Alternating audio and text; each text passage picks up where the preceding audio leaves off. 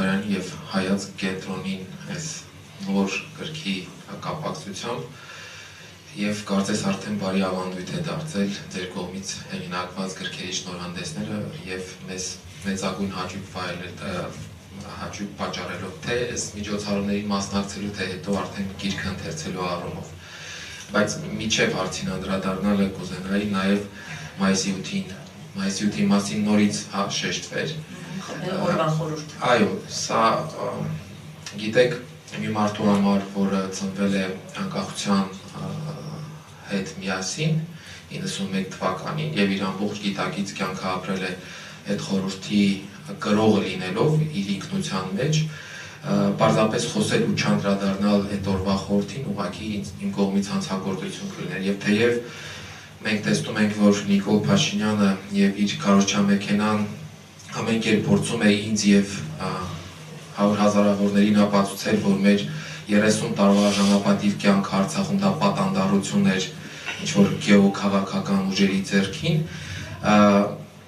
այս իրավիճակում շատ ավելի շատ պետք է խոսվի մայիսի 8-ի, մայիսի 9-ի, սեպտեմբերի 2-ի և մնացած բոլոր օրերի կարևորության, նշանակության մասին, որովհետև հենց այդ ճանապարհով պետք է պայքարենք, թույլ չտալու, որ մեր ինքնության այս աստիճանական խեղաթյուրումը և աստիճանական քայքայումը տեղի ունենա։ Հետևաբար, ինչ-որ առումով նաև թույլ տվեք մեզ իմ կողմից նաև շնորհավորել Շուշիի ազատագրման կապակցությամբ և ասել, որ այնպես չի, որ այդ ազատագրումը մեկ անգամ պետք է լինի և եթե հայ ժողովուրդը իր մեջ ունենա այդ կամքը պայքարելու և իր ունեցածին տեր կանգնելու մի օր մայիսի 9-ը և մայիսի 9-ը կրկնվելու են։ Սա օրվա խորհրդի մասով։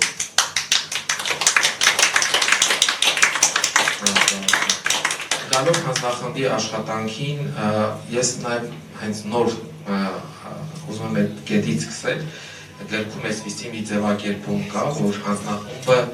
վատ օրից ծնված տարբերակ է հստակ տրամաբանությամբ, որովհետև եթե որպես պետություն ունենայինք իշխանություն, որն առաջ մղեր ազգային պետական շահերն ու լրջագույնը զբաղվեր բոլոր հիմնախնդիրներով, որոնք առկա են, հանձնախմբի կարիք չէր էլ առաջանա։ Սա այս գրքից է հստակ մեջբերում և որը իրապես համապատասխանում է մեր օրվա իրողություններին և իրականությանը և արձանագրումն է։ Հիմա հանձնախմբի կատարած աշխատանքը այն ամենասկզբից հանձնախումբը, երբ որ ձևավորվել է, հիմքում ունեցել է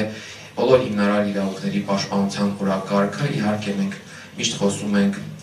վերադարձի իրավունքի մասին և աշխատանքի շատ մեծ հատվածը նվիրված է լինում վերադարձի իրավունքը առաջ մղելուն, բայց գիտեք, որ գերիների խնդիրը որևէ վայրկյան հանձնախմբի աշխատանքի ծիրից դուրս չի եկել, օրինակ վերջին մեկ ամսվա ընթացքում, մեկ ամսվա կտրվածքով մեր հանձնախմբի անդամներից մեր լավագույն բարեկամը Մարիոն Նալբանդյանը առիթ է ունեցել նամակներ փոխանցելու և մարդու իրավունքների բարձր հանձնակատարին և փախստականների հարցերով հանձնակատարին և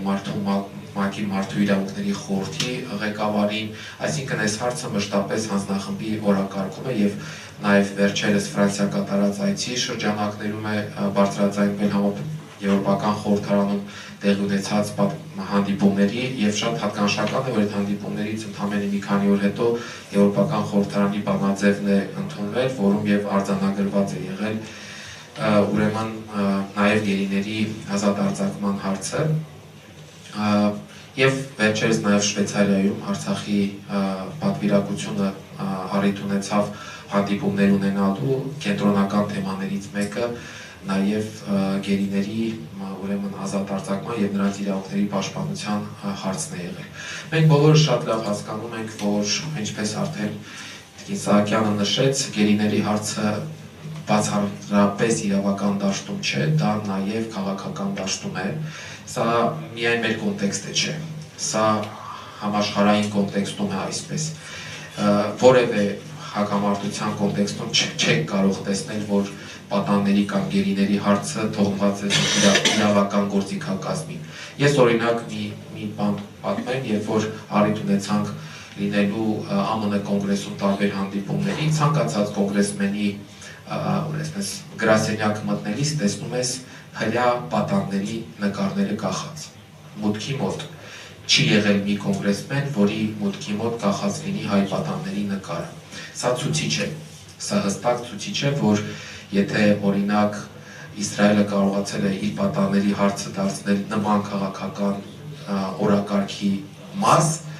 ինչու մենք չենք կարողացել մինչև հիմա դա դարձնել։ Իհարկե, առաջին պատճառն այն է, որ պետական մակարդակով այդ հարցը հայ-ամերիկյան օրակարգում դրված չի եղել, կամ տարբեր կոնգրեսմենների հետ հանդիպումներում դրա մասին չի խոսում։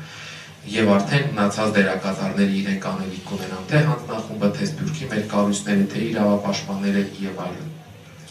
Հետևաբար ինչ եմ ուզում ասել, որ մենք չենք կարող խուսափել այն իրողությունից, որ գերիների հարցը քաղաքական բաղադրիչ ունի եւ պետք է ինչ-որ առումով ընդունել այս խաղի կանոնները եւ փորձել նաեւ քաղաքական այս գործիքակազմով աշխատել, նաեւ տարբեր պետությունների հետ քաղաքական օրակարգի հարց դարձնել։ Ինչ-որ առումով դա ստացվում է, որոշ դեպքերում դա չի ստացվում, բայց հանձնախմբի գործունեությունը ցույց է տալիս, որ աշխատելու դեպքում հնարավոր է լինում, կամ օրինակ Սփյուռքյան մեր կառույցների աշխատանքը ցույց է տալիս, որ աշխատելու դեպքում հնարավոր է լինում գերիների հարցը մարդու իրավունքների մարդասիրական տեսանկյունից դարձնել տարբեր պետությունների Ադրբեջանի հետ հարաբերություններում գերակա ուղղություններից մեկը։ Աշխատանք կա անելու եւ կարծում եմ, որ սա այնպիսի աշխատանք է, որ անհոգնել պետք է անել առանց որևէ հիասթափության, որովհետեւ ամփոփեմ, էլի ես կարծում եմ, որ մենք աշխարհում հիմա ապրում ենք խորը երեսպաշտության ժամանակահատված։ Երեսպաշտություն թե ներսում, թե դրսում, մենք լսում ենք Մակրոնը Հայաստանում խոսում է խաղաղության մասին, ուկրաինական համատեքստում եւ ասում է, որ չի կարող լինել խաղաղություն, երբ ոտնահարվում են մարդու իրավունքները եւ ու դա խոսում է մի երկրում եւ մի ժողովրդի ներկայությամբ, որի նկատմամբ հենց այդ նույն ժամանակահատվածում իրականացվում է երեսպաշտ քաղաքականությունը, խաղաղության թելադրման։ Հետևաբար պետք է ընդունենք այս իրականությունը, այս իրողությունը, ինչ ունենք ներսում, ինչ ունենք դրսում եւ անհոգնել աշխատենք։ Շնորհակալություն։ Ես եմ շնորհակալ, սիրելի ներկաներ, քանի որ գիրքը բաղկացած է 4 մասից եւ շուտով արդեն անդրադառնալու ենք յուրաքանչյուր մասին իր զեկուցողներով եւ արդեն խոսնակները պետք է փոխվեն։ Եթե դուք ունեք հարցեր խոսնակներին համեց